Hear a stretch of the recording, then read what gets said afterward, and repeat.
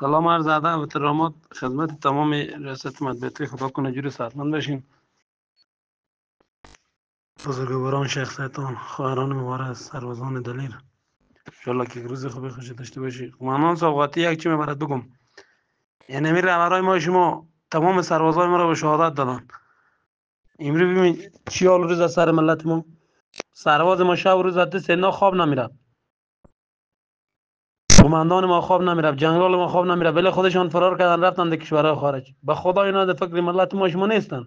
من یک رهبر نمیگم، تاجیک، پشتون، ازبیک، هزاره همه کلشان اینا خودشان در کشور خارج فرار کردن. از دروغ میگن ما امروز میام فردا میام. این خود سوای خواهرای ما شما داخل زندان بلند شد.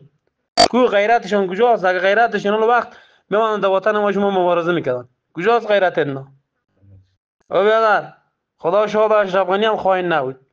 تنها اشرف غنی خائن نبود، همه خود ازی هم دست بدن. دکتر عبدالله خائن به راست رئیس جمهور، کرزی خائن به راست رئیس جمهور، امرالله صالح خائن به راست رئیس جمهور، یک دیگه به راست رئیس جمهور. هر کدوم شخص رئیس جمهور بود، هر کدوم شخص قدرت داشت. امروز چی حالا سر ملت ما شما؟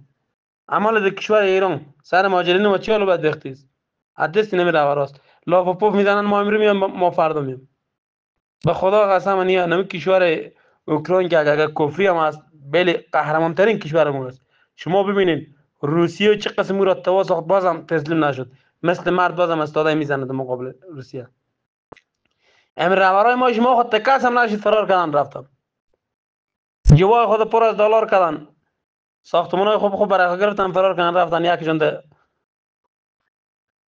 تاجیکستان، یکی به ترکیه، یکی به کجا را فرار کرد رفت. مردم دنج توا و برباد ساخت.